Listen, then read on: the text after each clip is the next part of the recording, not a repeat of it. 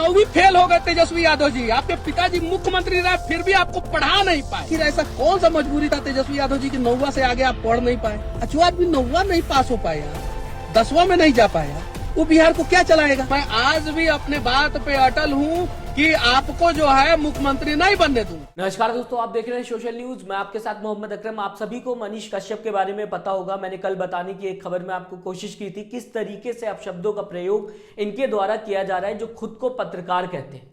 आज मैं आपको बताऊंगा ये पत्रकार हैं या नेता हैं और आपके सामने रखूंगा। खुद बताइएगा आप इनके शब्दों को सुनने के बाद कि ये सच में पत्रकार हैं। क्या पत्रकार किसी डिप्टी सीएम के बारे में ऐसा कहता है? क्या पत्रकार किसी नेता के बारे में ऐसा कहता है? जिस तरीके से ये अपनी वीडियो में कहते हुए तेजस्वी यादव के खिलाफ दिखाई दे रहे हैं, क्या क्या बातें कह रहे हैं ये भी सुन लीजिएगा और समझ जाइएगा कि ये पत्रकार की भाषा नहीं है, ये एक नेता की भाषा है। जिस तरीके से ये कह रहे हैं कि 2025 में मैं तेजस्वी यादव को सीएम नहीं बनने दूंगा, जो कि पहले वीडियो में कहा था, इस वीडियो में भी इसी बात को रिपीट की है और साथ ही साथ चैलेंज करते हुए नजर आ रहे हैं। दूसरी तरफ अगर बात की जाए, इनकी हिम्मत बढ़ाने के लिए बीजेपी के सारे नेता ट्वीट करते हुए दिखाई दे रहे हैं। कई लोग इनके समर्थन में उतरे हुए हैं। कहीं बात की जाए अगर बजरंग दल के लोग हैं, बीजेपी के लोग हैं, कई लोग उतरे हुए हैं। शायद यही वजह है कि मनीष कश्यप लगातार चैलेंज करते हुए तेजस्वी यादव को नजर आ रहे हैं। पहले ये वीडियो सुन लीजिए, उसके बाद आगे की खबर बताऊंगा क्या हुआ, क्यों हुआ, मनीष कश्यप के समर्थन में कौन कौन उतरता हुआ दिखाई दे रहा है। आप 9वीं फेल हो गए तेजस्वी यादव जी। आपके पिताजी मुख्यमंत्री रहे, फिर भी आपको पढ़ा नहीं पाए, आप पढ़ नहीं पाए। किसी भी मंच पे बुला लीजिएगा, आपसे ज्यादा नॉलेज है, आपसे ज्यादा कैपेबल हूं मैं। आखिर ऐसा कौन सा मजबूरी था तेजस्वी यादव जी की 9वां से आगे आप पढ़ नहीं पाए? जो आदमी 9वां नहीं पास हो पाया, 10वां में नहीं जा पाया, वो बिहार को क्या चलाएगा? बिहार से बाहर फिर छवि क्या जाएगा? अरे कम से कम तो ग्रेजुएशन कर लिए होते आप। मैं आज भी अपने बात पे अटल हूँ कि आपको जो है मुख्यमंत्री नहीं बनने दूंगा। इस तरीके का शब्द मनीष कश्यप के द्वारा इस्तेमाल किया गया है, जो खुद को एक पत्रकार कहते हैं।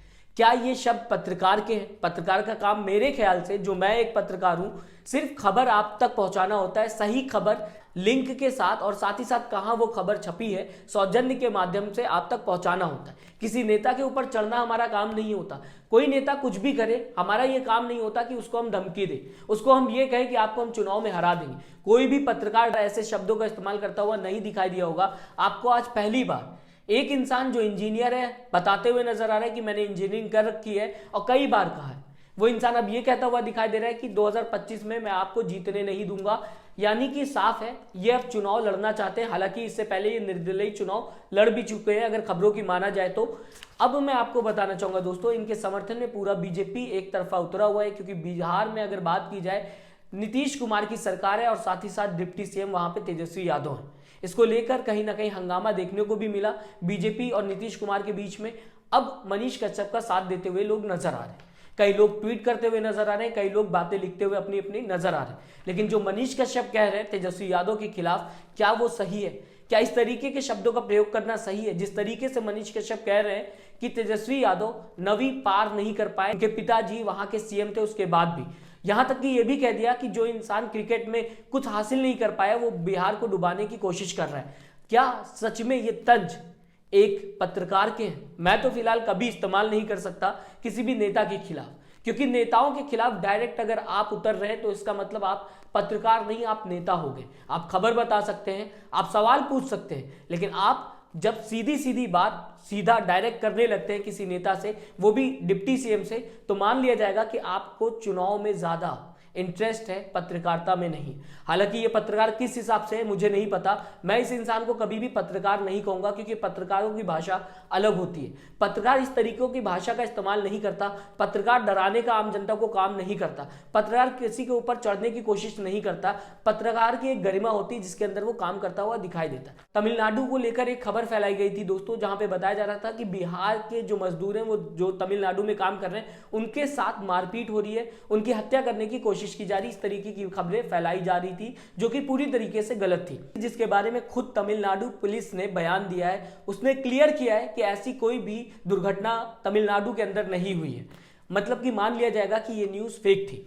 अब अगर ये न्यूज़ फेक थी और मनीष कश्यप ने चला दिया तो उन्हें जनता के आगे आके सामने आके माफ़ी मांगनी चाहिए थी, लिखना चाहिए था कि जो भी खबर मेरे हाथों से चल गई है वो गलत थी और उसके लिए मैं माफ़ी मांगना चाहता हूँ। ना कि जिस तरीके से ये व्यवहार करते हुए दिखाई दे रहे, लगातार डिप्टी सीएम को धमकी देते हुए दिखाई दे रहे, कह रहे मैं चुनाव नहीं जीतने दूंगा। अब ये शब्द इस्तेमाल करना सही है या फिर आपकी गलती जो हो गई है उसके लिए आप माफ़ी मांग लेते तो वो ज़्यादा बेहतर होता। क्या माफ़ी मांगने से कोई इंसान छोटा हो जाएगा? या फिर इनके दिमाग में ये चल रहा है कि अगर मैं डिप्टी सीएम के खिलाफ बोलूंगा, मैं कहूंगा कि आप 9वीं फेल है, या फिर मैं कहूंगा आपने क्रिकेट में कुछ अच्छा काम नहीं किया, तो शायद मुझे एक तरफ जनता समर्थन करते हुए दिखाई देगी और मेरा भी चेहरा राजनीति में कहीं ना कहीं चमकता हुआ दिखाई देगा, जैसा कि अभी क्लियर होता हुआ दिखाई दे रहा है। क्योंकि बीजेपी से लगातार समर्थन मिलता हुआ दिखाई दे रहा है, इसका मतलब यही माना जाएगा कि अब ये राजनीति में उतर चुके हैं। और पत्रकार तो पहले भी ये नहीं थे। माइक पकड़ लेने से कोई भी पत्रकार नहीं बन जाता। मैंने कई बार बताने की आपको कोशिश की है। पत्रकार के लिए आपको एक्सपीरियंस होना चाहिए, आपको पता होना चाहिए खबरें क्या होती हैं, खबरों को किस तरीके से रखना चाहिए, इन सब बातों का आपको पता होना चाहिए। आप हमें दोस्तों कमेंट करके जरूर बताइएगा आप किस तरीके से सन ऑफ बिहार यानी कि मनीष कश्यप को देखते हैं। क्या सही है उनका ये बोलना? क्या सच में मनीष कश्यप ने जो किया उसके लिए माफी मांगना गलत हो जाएगा? अपनी राय जरूर दें, हमें बताएं आप किस तरीके से देखते हैं इस खबर को। और साथ ही साथ दोस्तों, अभी तक अगर आपने हमारे चैनल को सब्सक्राइब नहीं किया तो जरूर सब्सक्राइब करिएगा। अपना ख्याल रखिएगा। नमस्कार। चैनल को लाइक, शेयर एंड सब्सक्राइब करें और बेल आइकन दबाना ना भूलें।